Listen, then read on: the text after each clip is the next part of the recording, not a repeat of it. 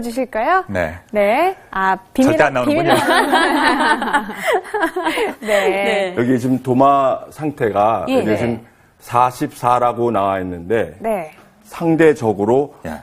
굉장히 관리를 잘하신 거죠. 이야. 보통 우리가 예. 30을 기준으로 해서 네. 그러니까 30 이상이 될 때는 상태가 나쁘다고 얘기를 하는데 이게 바깥에 보관하는 건데 44 정도가 나왔다 그러면 상당히 깨끗하게 보관을 잘하신 거예요. 깔끔하시네요. 누구세요? 네. 네. 자, 지금 얼굴이 가장 붉어지신 분이시죠? 네.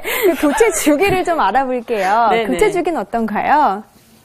이게 교체 주기는 이제 용도와 재질에 따라서 우리가 얼마만큼 오랫동안 이제 사용할 수 있느냐가 중요한 건데 가장 중요한 거는 조리 요구에서는 이 코팅이 되어 있는 제품을 사용할 때에는 이제 코팅이 벗겨졌을 때는 과감하게 버리고 이제 새 것을 구입하는 것이 이제 가장 좋죠. 네. 보통 코팅 후라이팬은 보통 한 길게는 뭐 한 3, 4년 정도 사용할 수가 있지만 여러분들이 그런 거를 이용해서 사용하는 것이 이제 좋겠죠.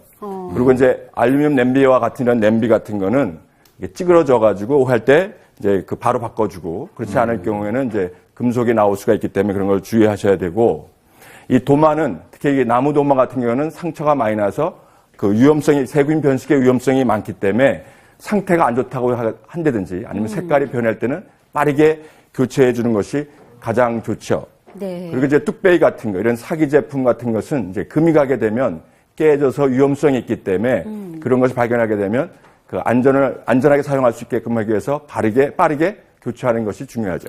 네. 하지만 주부한테는 사실 옷만큼 버리기 힘든 게 저 주방 도구거든요. 네, 근데 쓰다 보면 흠집과 마모가 나기 마련인데 이걸 최소화하는 방법이 가장 관리를 잘하는 방법일 것 같기도 해요. 그렇죠. 처음에 사가지고 길들이기를 한 다음에 잘 씻은 다음에 이 세척이 참 중요하고요. 그 다음에 보관도 그에 못지않게 중요하지 않을까 싶은데요. 자, 어떻게 하면 오래 쓸 수 있을까요? 네, 코팅 프라이팬 같은 경우는 이제 요거죠, 지금. 네, 조금 전에 저희가 사용했잖아요. 이거를 한번 세척을 해볼 건데 코팅 프라이팬 같은 경우는 종이 타올을 이용을 해서 대부분 이렇게 잘 닦아서 그냥 보관만 하시잖아요. 그렇죠. 예, 그런데 저는 이렇게 기름 많은 거를 사용한 다음에 그냥 보관하는 거는 그렇게 좋지 않다고 봅니다. 예. 그래서 이거는 좀 미지근한 물 같은 데에다가 닦아주시는 게 좋은데요. 네. 이때도 주의하셔야 될 게 요리하시자마자 뜨거운 상태에서 바로 찬물에 들어가면 코팅이 들뜨게 되어 있습니다. 그렇기 때문에 늘 식히신 다음에 물에다 닦아주시는 게 좋고요. 네. 닦으신 다음에도 꼭 종이 타올로 물기를 싹 닦아주시는 게 중요합니다. 네. 그리고 또 물 안에다가 너무 오랫동안 담가두시게 되면 또한 코팅이 들뜨게 되어 있어요. 그래서 물 안에 너무 오래 담가두지 않게끔 해주시는 게 좋습니다. 만약에 여기 뭐 간장이나 이런 걸 써가지고 눌러붙게 너무 많다 그러실 양념 때는 눌러붙어 있잖아요. 걱정하지 마시고요. 물 한 컵 정도 부어주시고요. 네. 그 다음에 살짝 끓여주시면 됩니다. 이렇게 끓여주시기만 하셔도 예. 달라붙어 있는 오염물질들이 다 위로 올라오게 되어 있어요. 양은 이 정도가 적당해요. 아니죠. 거기 오염물질이 있는 양까지 네. 담아주신 다음에 예. 그 다음에 해주시면 되고요. 저희는 지금 바닥만 사용을 했기 때문에 지금 바닥에다가만 하고 이렇게 불을 켜가지고 데워주시면 돼요. 그래서 이렇게 물에 데울 때도요. 5분은 넘지 않게 해주시는 게 좋습니다. 5분 이상이 되면 또 코팅이 들뜰 수가 있거든요. 예. 그래서 그 5분은 넘지 않게끔 해주시는 게 좋고요. 코팅 제품을 이제 세척을 해봤고요. 네.